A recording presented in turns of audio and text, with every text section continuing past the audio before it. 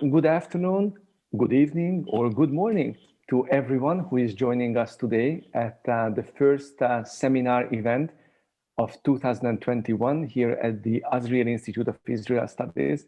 And of course, I do have to make sure that I greet you according to the various possible locations and time zones where you might be joining us from, since in the internet reality that Corona so graciously brought upon us and enhanced, we just don't know where we can connect from. But the main thing is that we are connecting, we are together, and we are learning about Israel together. And that's wonderful. So thank you. Thank you for joining us and welcome. My name is Csaba Nikolényi. I'm a professor of political science and director of the Azrieli Institute of Israel Studies in Montreal at Concordia University.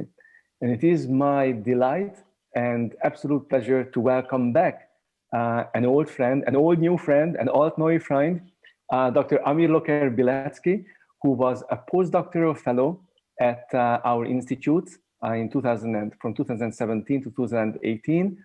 And since 2019, Amir has maintained his faculty affiliation with us as an affiliated researcher. And in that capacity, we are constantly able to keep abreast of the fascinating and important publications and contributions that Amir is making to the study of Israel, specifically to the study of the history of Israeli communism. Now, Amir has already published, he's a young researcher, he has published already several articles. Many of them are in the leading journals of the profession, Journal of Israeli History, Israel Studies, and so forth. But he also very recently published his first single-authored scholarly monograph, and the cover shot image of this book you can see on the screen right now. Holidays of the Revolution, Communist Identity in Israel between 1919 and 1965. The book came out with SUNY University Press, the State University of New York University Press, in its series dedicated to Israel and Jewish studies. And we were absolutely delighted to support Amir's research, and a significant portion of the work that went into the book was actually finalized and brought to completion during Amir's stay as a postdoc at our institute. So we are just really so happy and so proud of your accomplishments, Amir. And it's wonderful to welcome you back. So thank you for being here with us. And thank you for agreeing to talk to us today about history in their own terms, the history of communism. But as I understand, there will be quite a bit of history of you also in this talk. So without further ado, friends, let me turn the floor over to Dr. Amir Locker-Biletzki. Amir, take it away. Okay, thank you, Csaba, and thank you, Jennifer, for so graciously hosting me. I hope everybody hears me. I'll get my glasses off and I'll just plunge into it. The question I want to pose at the opening seems very simple on the face of it. Why write history of a small group, most certainly on the losing side of history? The communists in Palestine, Israel, never achieved state power. They were marginalized and persecuted by the Zionists and British during the first 20 years of their existence. After the legalization of the party in the wake of the Nazi attack on the Soviet Union in June 1941, communists were ostracized and politically and socially sidelined. This isolation deepened after 1948 as Israeli-Soviet relations worsened, and as Maki, the Israeli Communist Party, objected to the 1956 Sinai War. This ostracism resulted, it appears, in the Communist Party not taking part in any meaningful way in the shaping of state and society in Israel. So why then write a book about the history and culture of Maki and the Communist Youth Banki, the Israeli Young Communist League? The answer is twofold. One part historiographical, one part personal and political. Historically, the Communist Party shaped the Palestinian polity in Palestine, Israel. It shaped a politics based on clannish networks and led by notable families into a modernized politics of struggle for civic and human rights in a liberal settler state. Maki's Jewish and Palestinian members historically pioneered the struggle against the military government imposed on the Palestinians in Israel after the Nakba. They early on resisted the continued disinheritance of Palestinians. By doing so, they shaped Israel's democracy at its formative stages and helped shape Palestinian anti-colonial resistance. The party and its youth movement took part in the struggles against the creation agreement between Israel and West Germany, and for the rights of Mizrahi immigrants in the Ma'abarot, transit camps, and labor struggles. Most pertinent to the subject of this talk is that a study of the culture of Maki and Banki shows complex cultural relationships between Soviet, Jewish, traditional, Israeli local, and European left-wing elements, as well as Arab Jewish internationalism. These interconnected motifs were interwoven through rites and myths to create a distinct Israeli communist subculture. Such a continued history of struggle against the ethno-national and class inequities and the distinctive culture that was created around it merits the writing of the history of Israeli communism. If those are reasons arising out of the history of Zionism and Israel for writing about the party, what then are my own personal and political?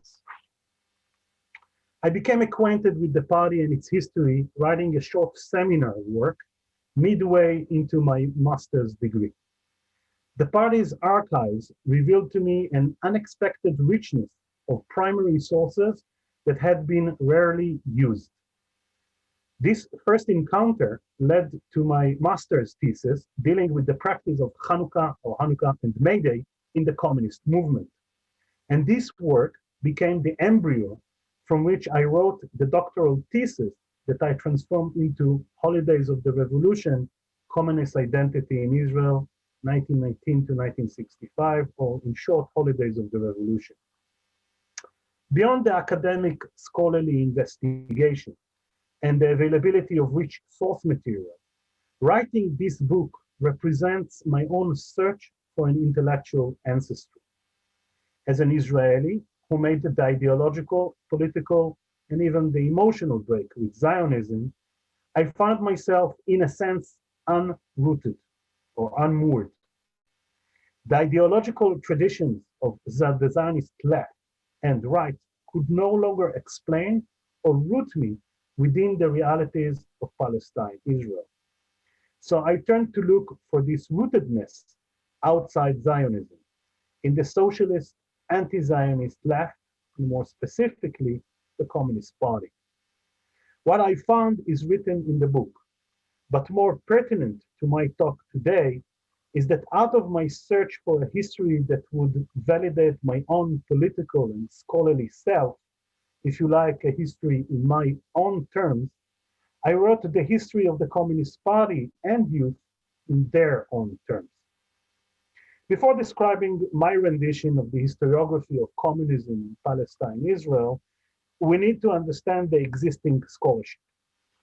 Communism in Palestine made its appearance in academia in Martin Ebon's 1948 article, Communist Tactics in Palestine. The article gives a brief history of the party from the 1920s to 1943 and describe its tactics in 1948. The party is seen mainly as a tool of Soviet foreign policy. The subsequent scholars who wrote the history of communism in Palestine, Israel, can be divided into three schools: Zionist, Palestinian nationalist, and cultural/post-Zionists. The late Israeli historian Shmuel Dotan, who wrote the first extensive history in Hebrew of pre-1948 communism in Palestine, described the party as the negative of the Jewish society in 20th century Eretz Israel. excuse me, the incompatibility between the communists and Jewish society in Palestine, Israel, is a common thread that is interwoven in the works of Zionist historians. Another example is Leah Meron, who studies the attitude of the Jewish communists towards Zionism and the Yeshuv, and states that the Jewish communist activists in Palestine were requiring during the Yeshuv era to deny the national interest as it was defined by the Jewish community. However, this denial could not be sustainable. The choice of the Jewish comrades reveals that when an ideological commitment of a minority group stand in contradiction to the consensual edict and existential struggle of the majority, national loyalty trumps the ideological one. These writings of Zionist scholars throw into sharp relief their Zionist prejudice. For them, Jewish nationalism in its Zionist form is the yardstick to which the Jewish communists must measure up, and they are found failing. The Zionist bias of the Zionist school is inconsistent, however, with their main argument that Arabization, the Moscow decreed replacement of the Jewish leadership of the PKP, Palestine Communist Party, by Palestinian leaders, owing to the party's perceived failing to understand the revolutionary nature of the 1929 riots, prevented the party from becoming truly binational, that is, Palestinian and Jewish. One of the characteristic features of the Zionist school is the exclusion of Palestinian history of the party. Yaakov Malkovetsky, or Jacob Malkovetsky, if you want more English transliteration, who wrote the pioneering and still unpublished history of Banki, confirms to a prevailing opinion of Zionist historians. He states that it can be argued that the weight of those, the Palestinian nationalists, was negligible in comparison to the inner Jewish process in the consolidation of the Communist Party in Eretz Israel. This marginalization of Palestinian history, typical to Israeli mainstream historiography and historical sociology, is very much disproved by the rich histories written by Palestinian historians of the party. The historiographical writing of Palestinian scholars tends to focus, not unlike their Zionist counterparts, on the relations between communism and nationalism. For them, the main thrust of communist activity in Palestine was a growing compatibility between Palestinian nationalism and local communism. The Palestinian historian Musa Bouderi, when deliberating on the successes and failures of the party during the British Mandate period, asserts that paradoxically, the Jewish communists succeeded in laying the groundwork for an Arab communist movement.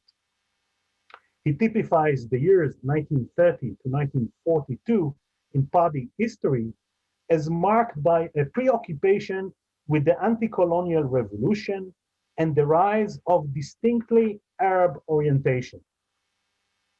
The split of the binational party into the Palestinian NLL, National Liberation League, and the Jewish PKP in the years 1943 to 1948 saw the Arab and Jewish communists each firmly established within their national communities, pursuing nationalist policy. Much like the Zionist school, Bouderi argues that the PKP failed to achieve true Arab-Jewish internationalism.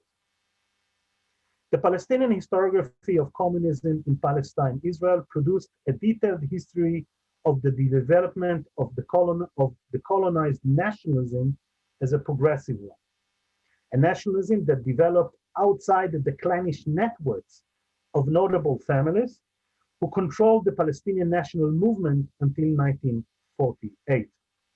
Yet the writings of the Palestinian Nationalist School is not without its flaws. This scholarship avoids dealing with the history of Palestinian communists after 1948.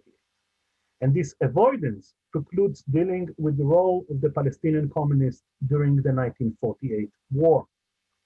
It also neglects the way the party negotiated and shaped the Palestinian community that remained in Israel. So, Palestinian and Zionist researchers give preeminence to the national paradigm in their analysis of the history of the party. For them, communism is assessed by its ability, successfully or not, to adapt to Palestinian or Jewish nationalist discourse. Cultural and post-Zionist historians view the conflict between Arab and Jewish communists as part of the same discourse. One that, despite the conflicts between Palestinians and Jews, featured cultural concepts that drew both sides together. Avner Ben Zaken, who wrote one of the most prominent cultural histories of the PKP, argues that European frameworks of thought, communism, were transferred from a European to a non-European setting. He argues that Marxism, as a version of cultural imperialism, European by origin, was brought to the Near East by East European Jews and then transmitted to small groups of Palestinians. The critical post-Zionist historian Joel Benyon sets the history of the Communist Party within a comparative perspective. He compares Egyptian communism and the Marxist Zionist Mapam, United Workers' Party, to the Communist Party in Palestine, Israel. Cultural and post-Zionist historians, like their Palestinian and Zionist counterparts, give nationalism a prominent place in their histories. However, in contrast to the national exclusivity of Palestinian and Zionist historiography, they study the interaction of the two ethno-national groups together within the framework of the party. In what way is the historiography that I write similar and dissimilar to the ones preceding me? There is no doubt that I continue in the footsteps of cultural and post-Zionist historians. Holidays of the Revolution is a study of cultural practices and concepts like rights and myth and the way they create identity. Like the post-Zionist scholars, and within the same tradition, I study a group that is critical of Zionism, and the scholarship I present is a critique of this Jewish national movement. However, I differ from other scholars in the field in two significant ways: my understanding of nationalism and the perspective from which I view Arab-Jewish relations within the party.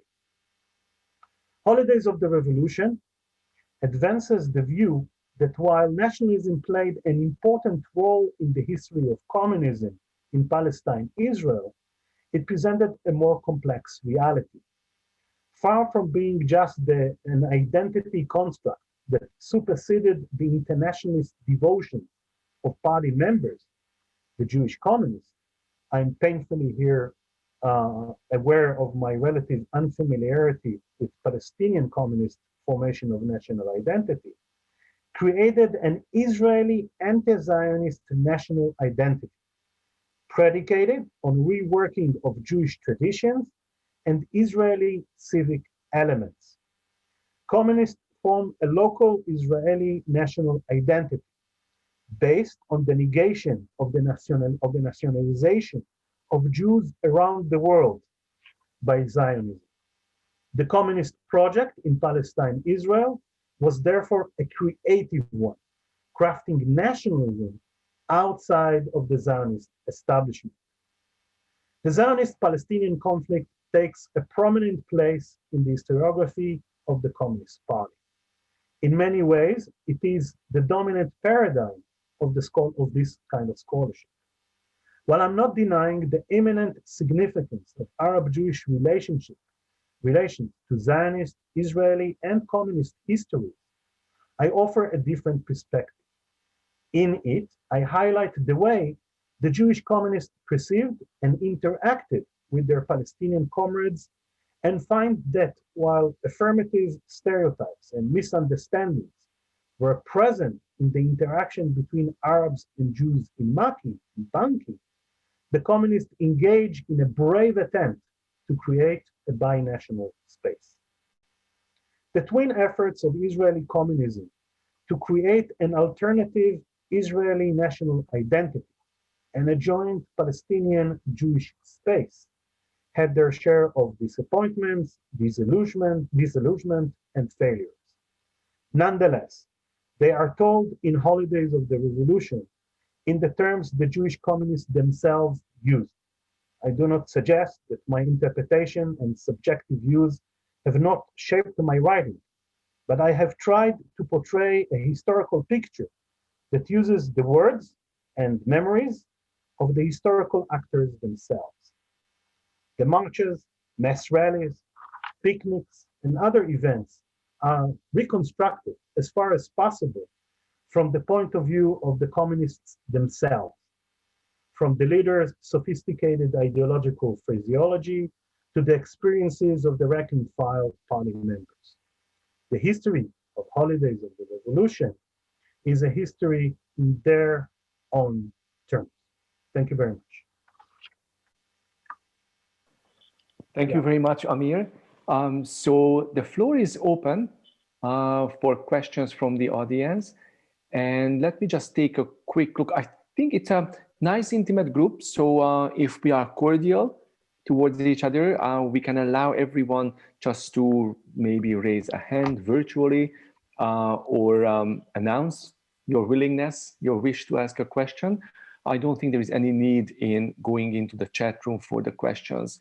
I like doing that when we have a crowd of a much larger crowd that's more difficult to coordinate. But I think it's a nice seminar group, so we can actually take questions from people in real time if they want to ask, when they want to ask.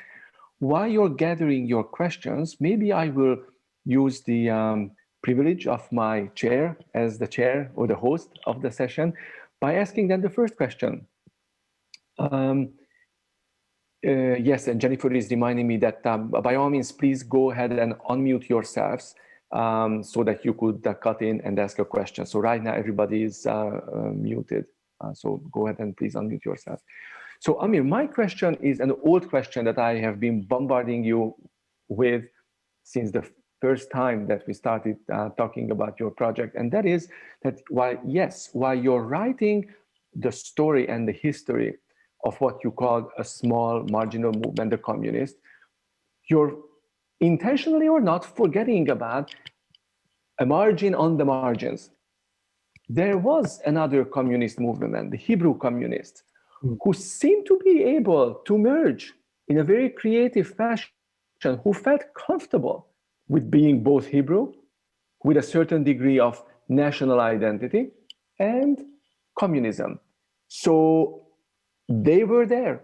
We shouldn't try them out of the history of communism, let alone of Israeli party politics and this. So what does their presence and what happened to them eventually, what does that tell us? What does that do to your argument? And what does that tell us about Israeli communism, if anything? The Hebrew Communist, the Educational Association, the Communist Hebrew Educational Association, if I remember the right title that they used. I think the question is, how do we view communism, let's say between the 1940s and the 1960s in Palestine and later in Israel? If you look at communism as something that has, let's say, a left wing, which is the Communist Party, the PKP, and a right wing, a more right wing, which has the Hebrew communists in it. So you can say, yeah, the Hebrew communists are another attempt to merge some kind of what they call Hebrew, even Zionist nationalism and communism. It didn't last for long. Most of the people that Shmuel Ettinger, the famous historian, was a member of the group, most of them started in the PKP, in the Communist Party, and sort of split out of it and split into it. and then they joined Mapam. I mean, they moved between, the two main blocks of the Zionist left and the anti-Zionist left in Israel, just, in the 1940s, immediately after independence, immediately after the 1948 war. At the end, if the question is who survived, well, they didn't survive. They haven't managed to, first, to be viable as a political party, viable as part of a political party, or viable as an ideology that still resonates. On the other hand, the PKP and into Maki, and then into Rakach, and then into, I don't know, even the joint list Hadash today, it still exists. It exists because there is a constituency. The sad truth is, what happened in the last election, when a considerable number of Jews, voted for the joint list. But other than that, communism never really took root among the Zionist majority in Israel. Left, right, whatever the reasons are, it didn't take root, but it took root among Palestinians. After 48, from all kinds of reasons, they were open more to the messages of communism, to the possibilities that the Communist Party afforded Palestinians. And since they are rooted there, they still exist. I just to recap, the head of the joint list is Ayman Uda. Ayman Uda is a communist. He's part of this tradition that started in 1919.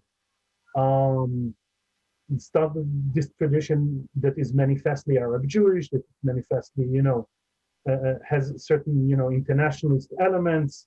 He doesn't talk today the Marxist language, I assume, not for outside consumption, but they still exist and they thrive.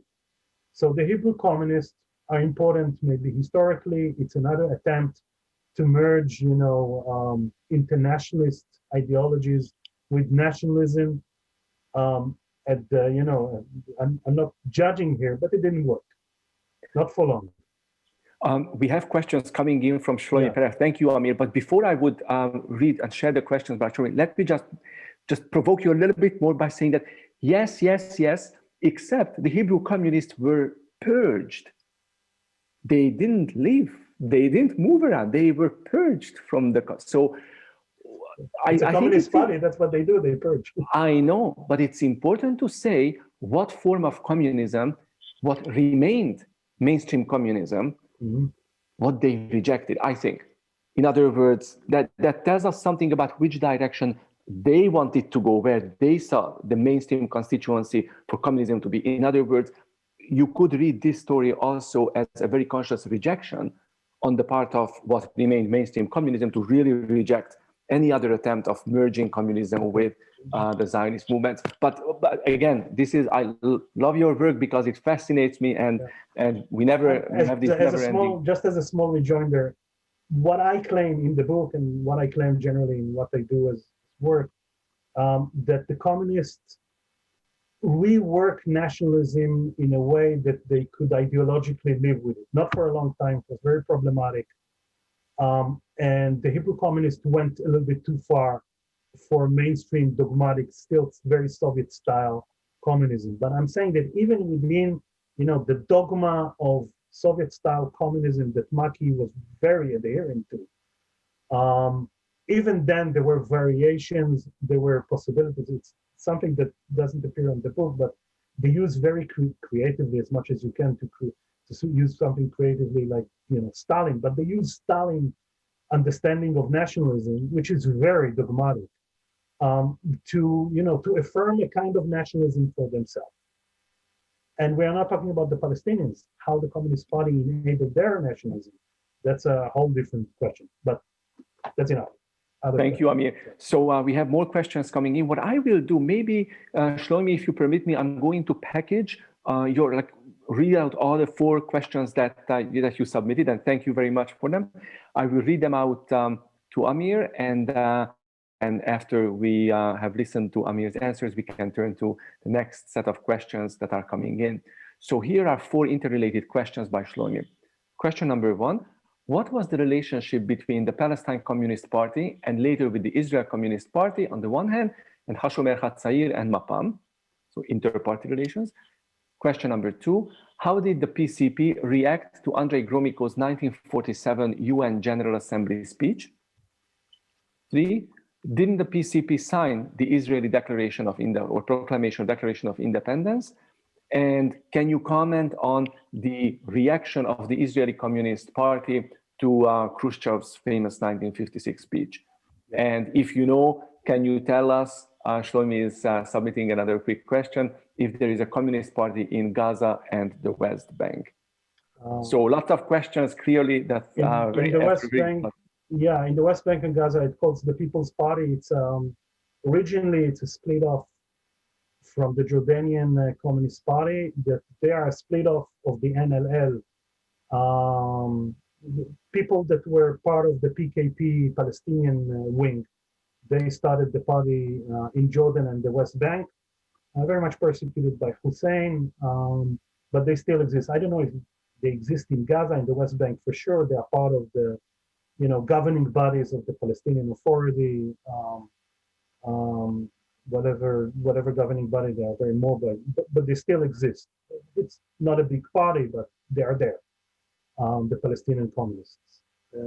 Cheba, you're frozen to me. Is everybody still hears me? Yes, we hear you. Keep going. Okay, keep going.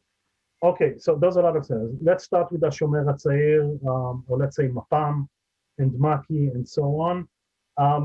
The relationships are of rivalry and of sort of kind of mutual rejection.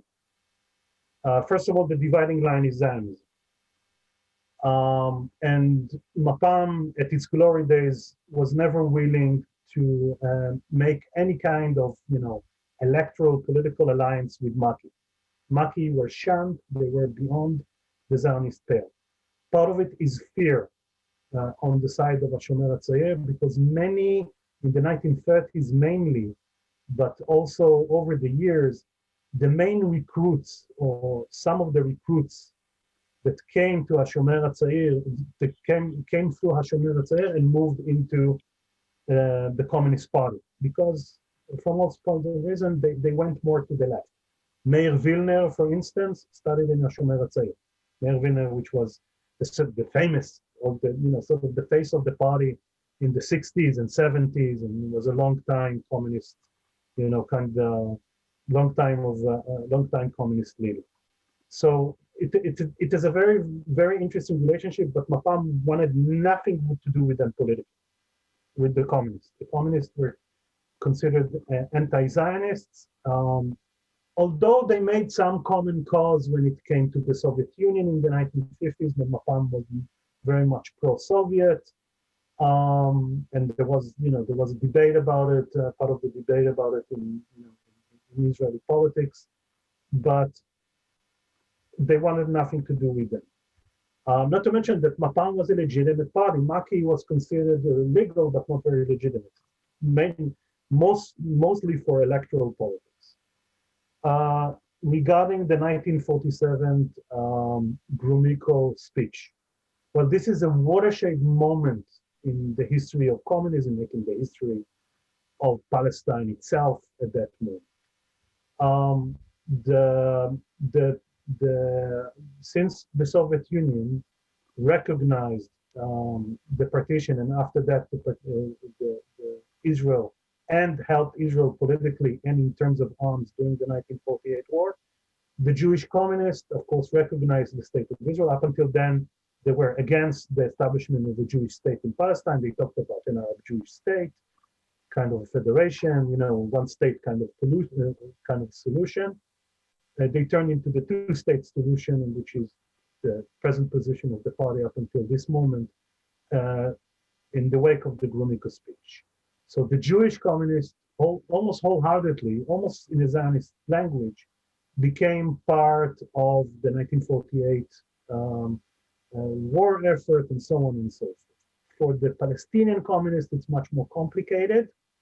Many of the members, the Palestinian communists, were in 1947 organized in the National Liberation League. Some of them objected to the recognition of the Soviet Union in the possibility of a Jewish state. that was a small minority. It's still very contentious among them who exactly said what. It's a bit complicated. I'm not going to get into it. But there was a split in the National Liberation League. The mainstream of the leadership joined with the Jewish communists in recognizing the state of Israel and actively resisting the invasion of the Arab armies to Palestine in 48. And some of them were thrown into jails, into jails by the Arab armies. They were persecuted in those areas that were under, Arab control. So the mainstream, that means people like Amir Habibi, Tufik Tubi. Problematic was Emil Thomas, a prominent leader that at the beginning didn't recognize partition, but had to do, self-criticism in the best style in order to join the leadership of the party when he came back to Palestine, to now Israel in 1949, if I remember. So among the Palestinians, the reaction was very much split. Now, another question was the Khrushchev, 1956. the 1956. Unlike other communist parties, the 20th conference didn't had such an adverse effect like what happened, let's say, the Canadian Communist Party, where the 1956 Khrushchev, the secret Khrushchev basically, destroyed those parties, split them. People left communism because of that. It didn't, in the case of the Israeli Communist Party, it didn't have much of an effect. It gave, ammunition to people to attack them. But in 1956, they were in the midst, if you remember, 1956 is a very eventful year. They were in the midst of the Sinai War, the 1950, the Suez Crisis, and that took precedence for them. And if you ask me, because they objected to the war and were savagely, not persecuted, but they were savagely criticized for that and ostracized for that, even deeper than they usually were. I think that prevented a disintegration or some split in the party because of what happened in Moscow. As for they signed the Declaration of Independence, and that's part of the recognition of the State of Israel. Meir Wilner was sent and he's signed on the Declaration of Independence. So, and that's part of the acceptance of the partition.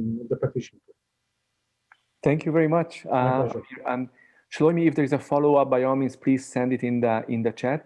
There is a question from Professor Anna Gonshor, and Anna is asking if you could please comment, Amir, on the involvement of the Israeli communists in the cultural struggle between Yiddish and Hebrew. That's in the early formative stages of the party. When it was the first manifestation, let's say what we can call communism in Palestine, is something called MAPS, the Party of Hebrew Socialists. That was the name, Mefleget Poalim Sozialistic. And they insisted at the beginning, they were still legal, they insisted to speak in Yiddish.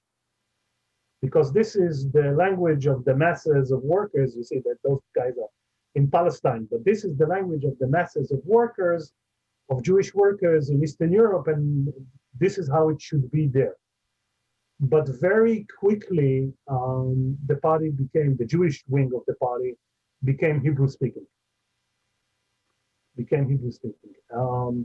So at the beginning, they were more Yiddishists, but it didn't develop into something like the Bund, where the Bund, took Marxism and Yiddishism and made it into this very potent cultural construct. It didn't happen.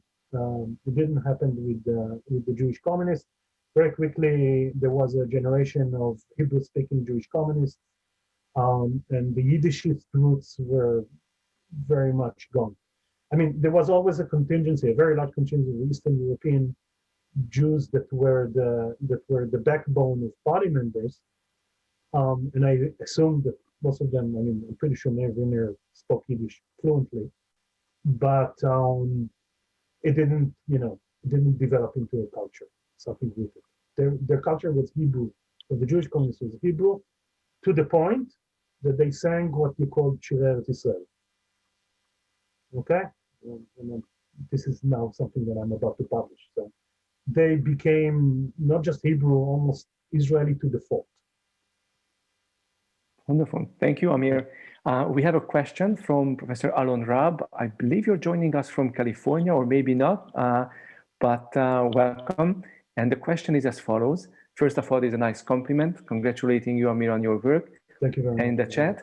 And here is the question or a request for clarification or for further reflection.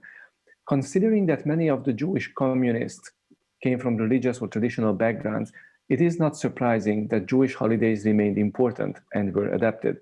Can you talk a little bit about references and use of the words of the biblical prophets, whose visions are about society and life, rooted in the principles of equality and justice? As much as and that's an interesting thing.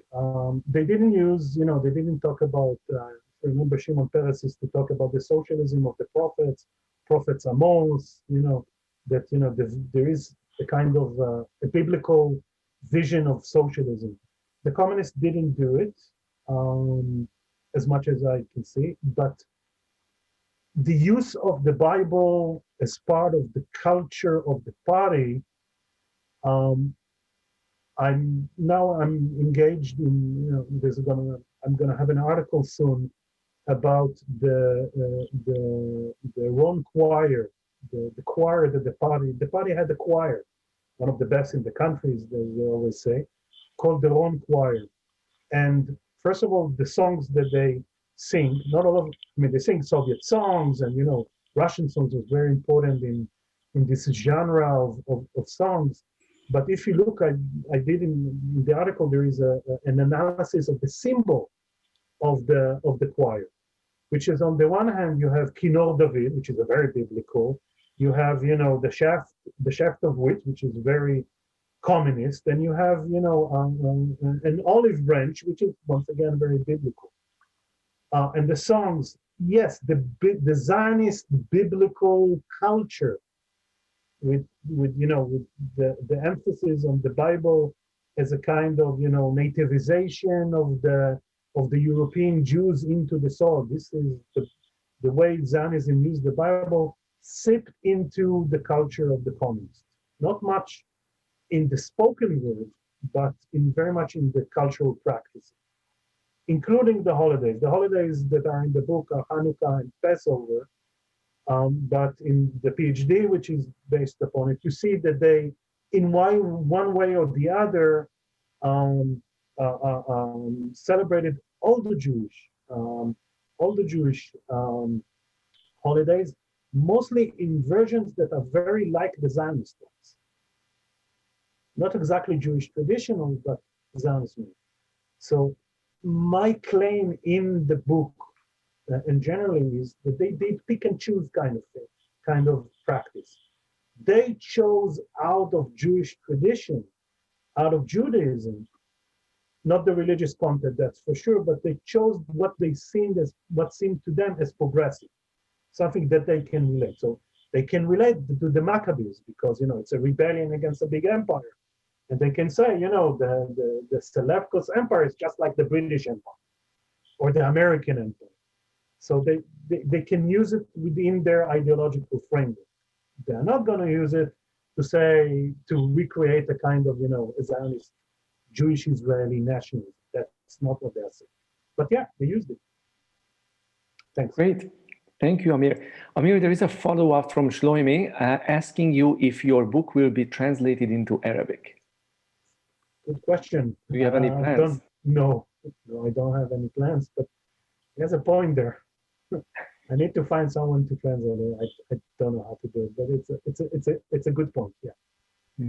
It's a good point. Any other questions? Any other questions? If not, if you would like to listen to Amir's presentation and the exchange that we've had, again, if you would like to reflect more about what was discussed, we are recording this Zoom event, and it will be made available on our YouTube channel in due course. It usually takes a few days for the university to process it. Please remember that if you would like to order Amir's book, you see the title again. You can order it from Amazon or sunnipress.edu. I'm not sure which one would give the better rate, but you can definitely avail yourselves of the book from. I think it's available now only on Sunni's website. For the moment. For the moment, I don't know what Amazon. I saw it on Sunni. I didn't check on Amazon myself, but Amazon gets eventually anything. So Yeah. and it's a beautiful book. So I hope that those of you who were interested and influenced, inspired by Amir's talk, you will continue reading the book and engage his scholarship. As a former fellow at the Institute, Amir constantly stays in touch with us, so we are able to always share with our fast-growing community the new research that our former fellows, such as Amir, published. So stay tuned. You will hear from us in due course about the new articles that Amir has mentioned that he's working on. Let me take one final look at the chat box because I did see a few more flashes. Yes, just one point of information for Shlomi. Shlomi's question is whether Amir is currently at Concordia. So Amir is affiliated with us. Of course, if I understand correctly, Amir, you're spending the lockdown in Guelph with the family, so you're not far, but you are affiliated with us at the Azriel Institute. So when we are reopened and when we are back on our campus, of course, we'll be able to interact. I'm with you in spirit, that's for sure. Yeah, you're there in spirit. So Amir, you've been wonderful. Thank you for accepting our invitation. Thank you for doing the great work that you do. Congratulations, Mazel Tov, Kol HaKavod, on bringing the book out. I'm just so happy to see this book out in print. I remember the days when we looked at the proposals, we had the first conversations, and it's just really a delight. So keep up the good work. We would always love to hear more from you, welcome you back, so you're never a stranger. Friends, thank you for joining us. Thank you for being with us, wanting to learn about Israel, wanting to be part of our growing community, academic community of Israel studies. So important that we shape the questions and also the answers that our researchers find together. Please stay tuned. Jennifer is sharing the last few slides about some important pieces of information about where you can find information about our upcoming events. Our next newsletter will be sent out very soon with fascinating and exciting new lectures, seminars, and other events that are being planned. Once again, Jennifer, I would like to thank you, as always, for organizing so efficiently this event and making sure that the devil of technology was cooperating. You can always take it for granted. Once again, friends, please stay healthy, be well, look after yourselves, and look after your loved ones so that we could all battle and defeat this pandemic as soon as possible. And if you're celebrating Tu B'Shvat, have a wonderful, wonderful Hag or Simha in the coming days. Bye, everyone.